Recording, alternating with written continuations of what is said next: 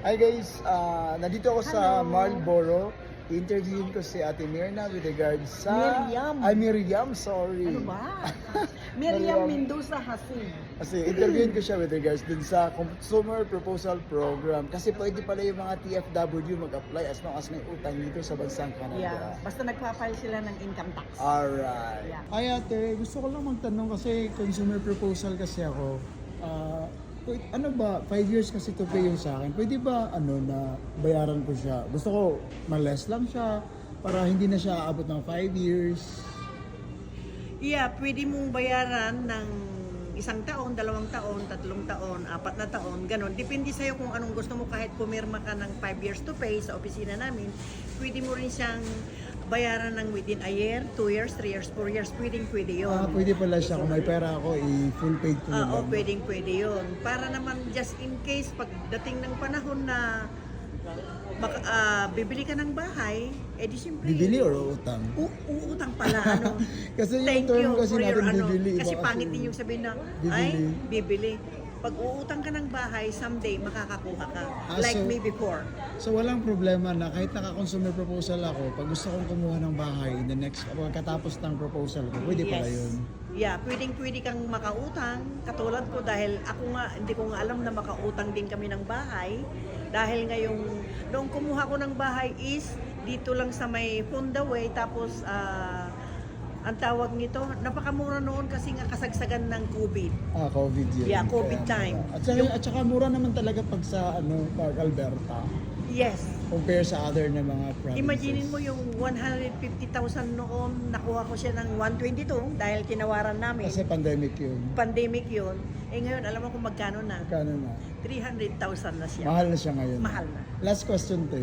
Yeah. With regarding sa consumer proposal program, hindi ba to bad record na tayo nito? Hindi naman, anyway, nakakautang ka naman ng bahay after, no? So, hindi ba siya guarantee na nagka-consumer proposal ka, bad record ka na after nun? No, hindi. Kasi kung nakabayad ka na, siyempre gaganda na yung credit score mo. Pwede ka nang bigyan ng mga nagpapautang. Yung halimbawa, mga credit cards, o kaya line of credit, makakautang ka muli. Like me, napakarami ngayon So, proven ng and aking... tested talaga sa'yo? Yes, proven and tested talaga. Ako kasi ang experience ko na. less a year pa lang ako nag-start eh. Yeah. Tawag nito, applied ako noong 2018 ng Consumer Proposal Plan. Kaya, thank you pa. Nakabayad ako ng 2019. After 2 years, 2021, nakautang ako ng house. O, di ba? So akin pala, 5 years sa akin, so pwede ko pala siyang i-lesser na lang. Yeah, kung may i-lesser mo pera siya. ako. Para- Kasi hindi ka naman nakatali. Hindi ka nakatali Matagal sa ka na dito sa pagbabayad. Canada, te? Mag-20 years Oh, next it's been a year. while na yun. Yeah, di ba? Bonggang-bongga. Di ba nga gusto ko silang i-invite yung mga kasama ko na sa consumer proposal. Pwede. Ibigay mo lahat sa akin. Meron kang referral na $100. Pero, Each person. yung ibig mo sabihin, pwede mo silang Pwede ko silang tulungan. Walang Yeah.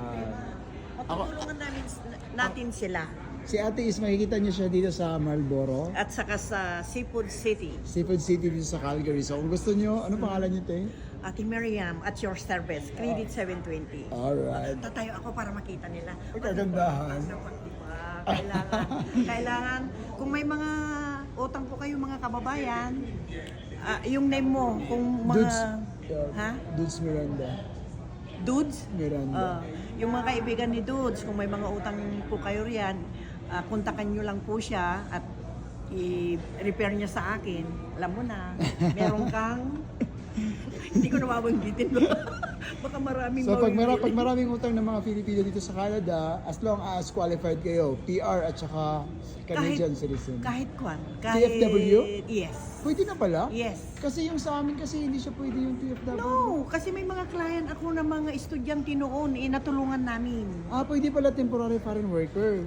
Basta may utang at nagfa-file ng income tax, pwede sila.